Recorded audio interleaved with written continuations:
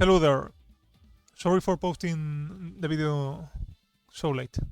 I wanted to prepare another nice video and I was thinking about many things, but I haven't had the time to prepare all those clips. So I'll be talking and forgive me for that. And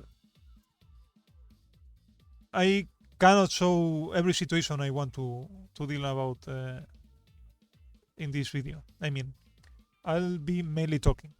So I hope you get my words.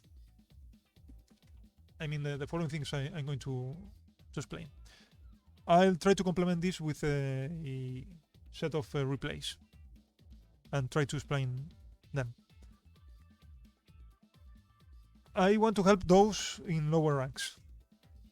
Many others will know this. And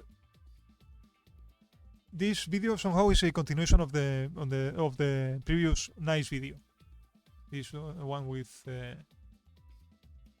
sounds and so on. In there, let me remind what I told there. In there, I told you that your main game, when you start the game, has to be poking, moving in the ground, introducing gaps, and doing anti-airs and with punishing. But if you stick to that game all the time, it is very hard to finish the opponent. After poking or anti-airing,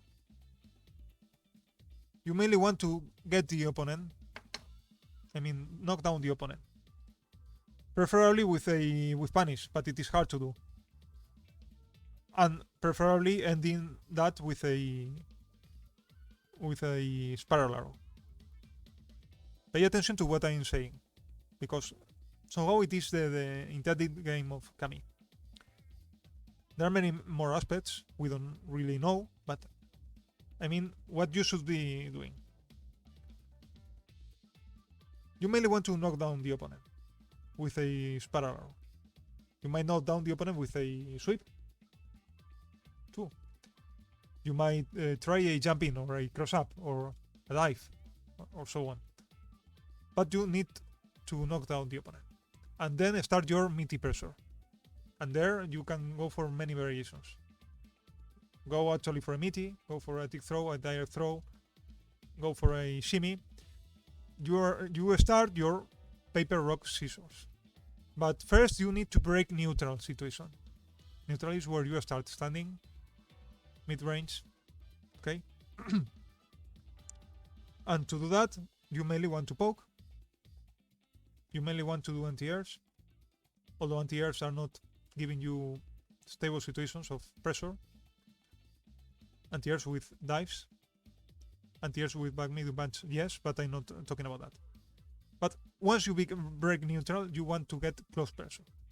And it doesn't mean just mean always pressing and mashing. It doesn't mean that. Maybe you want to confuse the opponent and open the opponent by doing that. But this is the following part of the game. But we are not dealing with that. I want to mention that because it is important. Break neutral situation, preferably with punish or another kind of direct attack. A jump in, cross up, or a dive. I'm going to deal a bit with dives here. And later, start your close pressure. And opening up the opponent. I have a lot of videos out there talking about that those situations. Sorry. In this video, I'm going to tell you a few situations more in neutral, which are important to open the opponent. But I also want to insist on something else. You also need to play defensively, not always attacking. It is not always your turn. We are not going to deal with that. But you want to observe what the opponent does. You want to see if you need to anti-air them or stop their dashes. Okay? But for that, you need to observe what they do. Let them do something. Not mash and getting hit because of mashing, you mashing in ground. No, you don't want that. Your poke is a probe. and your spacing, your moving in and out is also a pro to see what they do. And also waiting after their attacks is another test you can do for seeing what they are committing. Okay. But let's assume you are using your pokes, and this is this video. What is center lock? Okay, let's assume you poke the opponent or you move close to the opponent, and you observe they try to stop you with counter pokes. I have this here, this slot, poke poke. But maybe you are not doing poke all the time. Sorry, I didn't activate a single slot. We'll talk about that later. If they try to reply immediately after you poking, with this melee a standing hard kick, many characters will try to do that. Or maybe carrying with this. See if I manage to do it, she can stop you and punish you severely. I'm not playing Karin, but you know what she can do. She mainly wants to use at those ranges hard kick to counterpoke you, or maybe medium kick. Then you can go for this following thing, which is not a with punish. It looks so, but it isn't. It is pressing hard punch after poking and buffering it into spiral arrow. This way you interrupt their starting frames. Theoretically, if they block you, it is not your turn. If you poke at this range, they block you, they should be able to reply you with a counter poke or any other action. But it is not true always, because their start frames can be slower than the hard punch, taking into account your minus frames from the poke on block. Okay?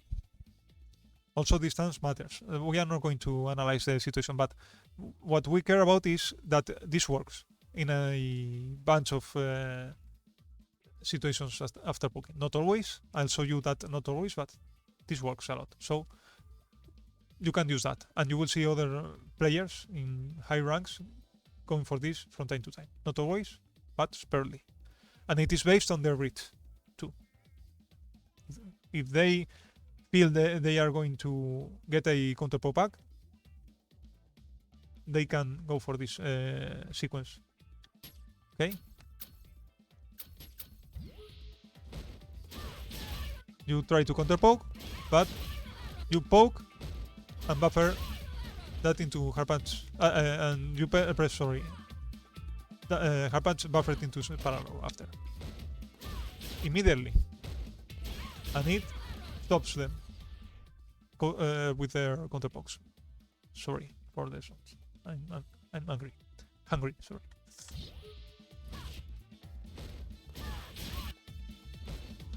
You can stop them, but not always. If they change the move, you can trade or interrupt it. It depends on their timing too. So don't rely on that a lot. Mainly if you see they are going for standing normals, like hard kicks and so on, which are typically slow. And also the timing matters. If they delay that a bit, they can catch you. The thing is that they try to interrupt you because they are annoyed, okay? Of your pokes. Sorry for cough. Sorry for the noises. This is important. So bear in mind that you need to observe their moves after you poking or moving. And you want to keep using gaps to see if they jump want to jump or cross up you or whatever, and anti-air them. Okay? So don't be doing things all the time actively. Wait, crouch and block, see what happens.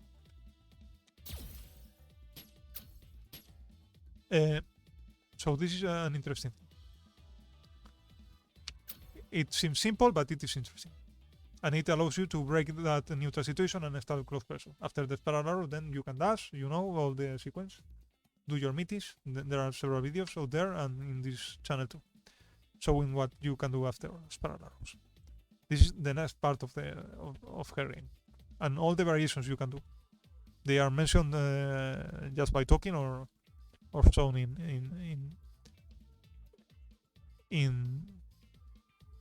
what to say, in gameplays everywhere, here and out there.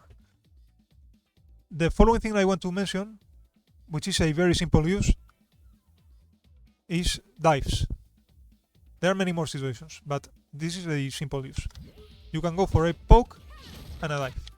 If they just block and you target it in a proper range, not here or yes here, we are +1. It is tricky when they are crouching. You need to be below the waist. Yes, we are there. This is obviously a recorded slot, so it is stupid. But I mean, if they block you but you hit below the waist, you can keep your pressure, so it is a good tool for getting in.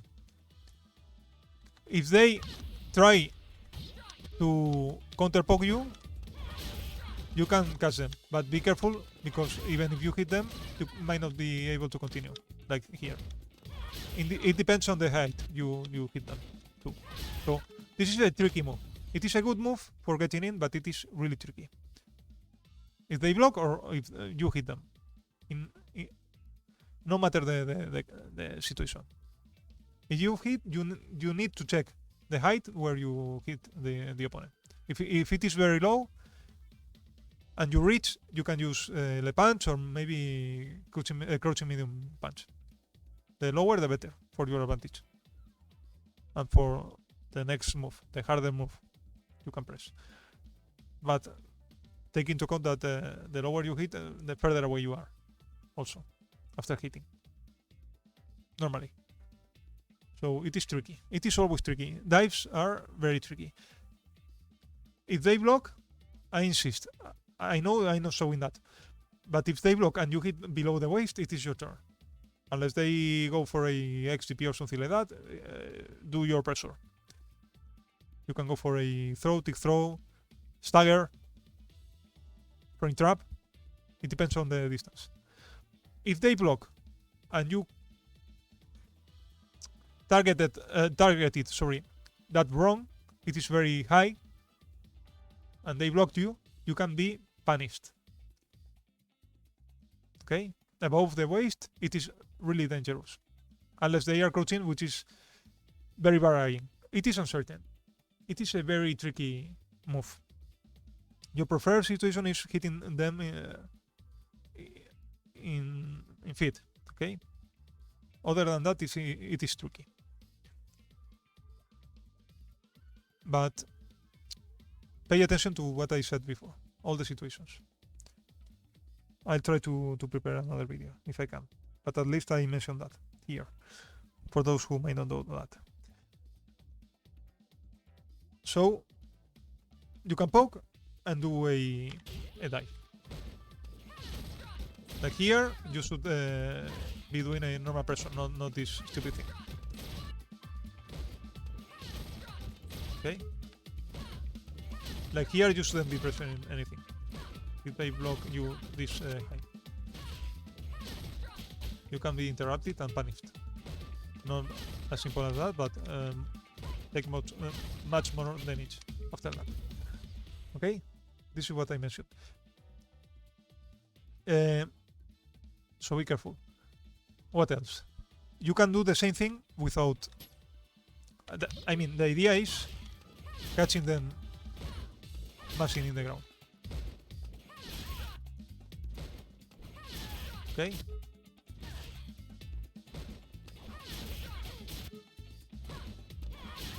This is the idea. You can follow a dive after another move. Perhaps you do a frame trap or medium punch, hard punch, you are blocked, and then you go for a dive. You can catch them, but you can be interrupted too, depending on what they mash. But this is one idea that might work. I'd say the preferred situation is poking and dive, very sparingly. Later I will comment situations that tell you shouldn't be doing this thing. Another thing you can do is just moving and doing the dive. And check the height you hit them. Be careful. Okay?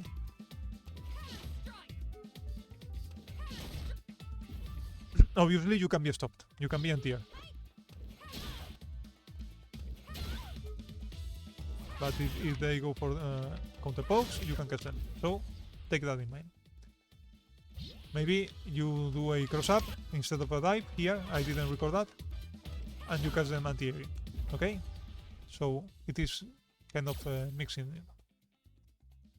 Also, if you can delay dives in the air, not doing them fast to make them mistime their anti-airs. I insist, I'm just talking about the situations and just showing you a simple situation. But you have these other options. Launch a certain move and dive, move and do dive. And you can do the same with poke or not and X dive. The thing is that X dive is much harder to be anti-air. You can be anti-air, but they need to do a read. Doing that on reaction is pretty hard. And the good thing of this one, apart from being very fast, it is that it is a bit safer and much faster than normal dives. This is one thing. So if like this you hit a low, then you can do your pressure, and it is a very good tool for getting in. This is very important what I'm saying. X dives are a very good tool for getting in. Also hooligan into X dive, but they are slower. A bit safer than this one, but slower. And good for avoiding firewalls. But we are not showing them. X dives, simple X dives. But you need to target them well. And the same rules apply. If you are around the waist of the opponent, maybe you are 0. You have no advantage frames. A bit below the waist, you have advantage. So you could be doing your pressure. It is a way to get in on block. If you hit them, then you have the juggle. If like this, you hit them, I didn't record that, you know, you can follow that with a forward high kick, spiral arrow, and so on. If it is a bit higher, like this, then you can go for mix-ups. Confuses them with a dash. First you have juggle. You can keep hitting in the air. You can go for a cannon spike after that, light kick after that, and dash or not, do stagger, kick throw, whatever. So it is good for getting in, forcing your way in, do pressure. If you hit them, you have a potential mix-up after that to open them up. So it is a good tool, a really good tool. But they can be expecting your X dive or your normal dive. And I finish the video with this. I know I'm talking a lot, but I am sure it is really interesting. Not the way I'm presenting this. I mean, the kind of information. It is interesting for you to know when to use dive or not. What I'm going to tell you right now. For those who wonder, well, we have this, but it is dangerous, it is tricky, but when to use that? Some cases, I'm not telling all of them, or when not to use them. So So far we have seen that if they are eager to reply you with a counterpoke, they are good. Maybe they can catch you depending on your distance. If they middle mash, maybe they detect your throw, they mash hard kick, and you haven't enough time. They catch you trying to do a dive. That might happen. So be careful about the range. But for catching them replying you in the ground, it is good. For forcing your way in, if they are blocking, it is a good option also. The X dive mainly. The others are very tricky. But the following thing is pretty important. Because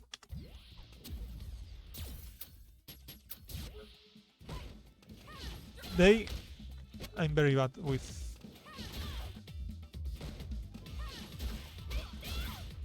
if you observe they do neutral jumps, I time that properly. After poking, you mean you poke them or you attack them, do a certain sequence. When they feel they can jump, they jump, do neutral jump, or maybe back jump, but mainly pay attention to neutral jumps. They want to catch your dives. Very probably. So don't start poking and doing dives. Or you can go for them, but observe the opponent. If at certain moments he or she is doing neutral jumps. It doesn't matter. If you were attacking, this is important what I'm telling. Or if they attacked you. Maybe they attacked you, you block them. No, I'm very bad with this character.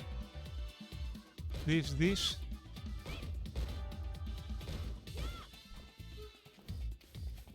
Let's say they did something like that. And then they crouch block. Or then they do neutral jump.